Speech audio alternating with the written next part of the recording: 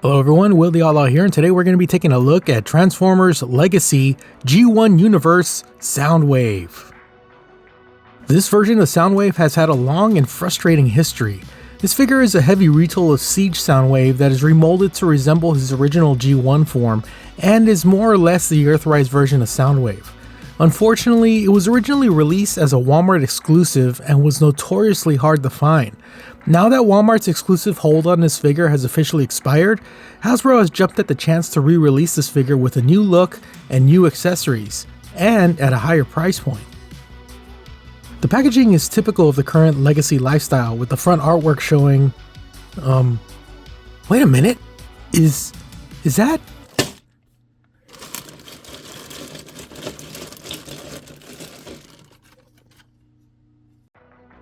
Holy cow, that's Core Class Soundwave! They actually put Core version of Soundwave instead of this version in front of the box! Why would they do that? That's so weird. Okay, moving on from that mess, I guess. Taking a look at the figure itself, and yeah, I'm getting major deja vu vibes. That's not necessarily a bad thing since this version is perfectly colored. The main blue color is deep, and the rest of the other colors are heavily inspired by the Toon aesthetic. Comparing it to the first Netflix release, and the differences are even more apparent. For some reason, this version has a notorious reputation because the colors tend to fade and degrade over time. Mine isn't as bad as some of the others that I've seen, but the difference is very apparent, especially in the legs and arms. It's a real shame considering how much this thing went for in the aftermarket. The details and color palette are just as sharp and detailed as the previous releases, with hardly any mold degradation to be seen. The differences between these two don't really make one more accurate than the other, so the better color scheme really boils down to personal preference. The most subtle change is here in the chest. There is more yellow around the center window piece, and the yellow more matches these stripes. Yeah, with this being brand new, the colors more match each other, leading to a more uniform look. As controversial as this figure is, I really do think it feels the need for a Chug Soundwave. That being said, I do agree with some of the complaints rendered against this guy. The main point of contention are these extra bits left over from the Siege version. These tumors on the legs and arms are really unsightly and don't have any use in this version of the mold. I guess the silver lining on this issue is that the arm pieces are Blast Effect compatible. The head sculpt remains unchanged from the first version. The only difference is the new version replaces the shiny silver paint with a more animation-inspired matte gray color. Soundwave's articulation is good, if not pretty basic by modern standards. Ball jointed head, shoulders that can go up, down, in, and out. The shoulder has a dent that doesn't really allow for the arm to be placed in a natural resting position, unfortunately.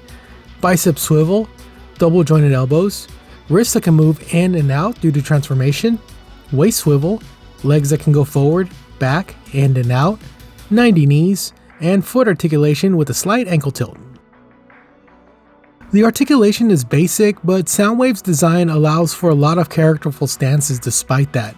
By far the best part though is the fact that his hand is posed with the finger out, so it's possible to pose him deploying his cassette minions.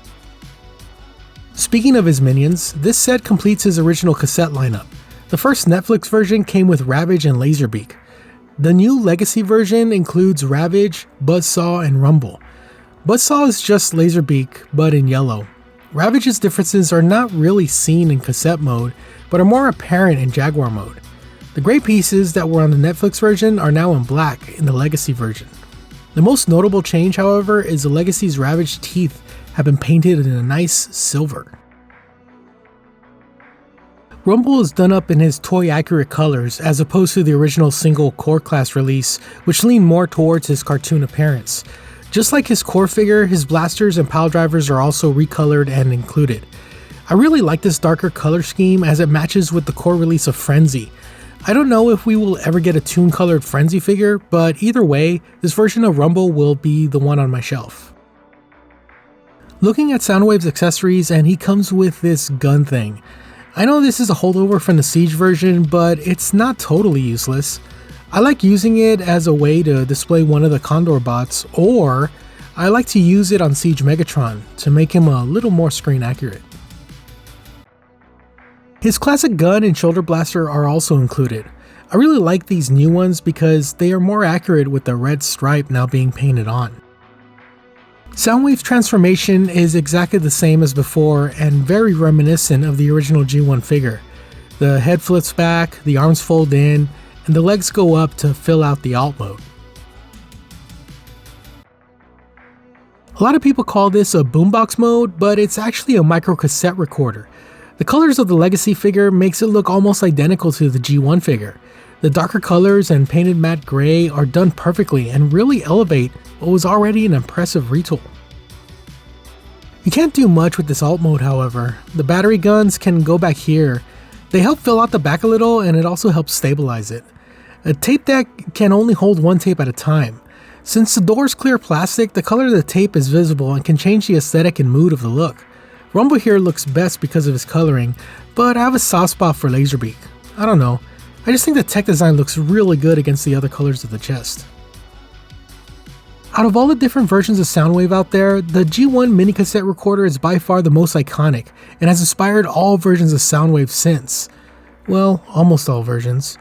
This version is the result of Hasbro Takara taking a modern engineering and putting them up with what came before. While this version isn't the best representation of Soundwave, it still has a look and feel of Soundwave and is a perfect placeholder for a possible future Studio Series 86 figure. All in all, this figure's sole purpose for existing is to give those that were unable to get the original Netflix figure a chance at this mold.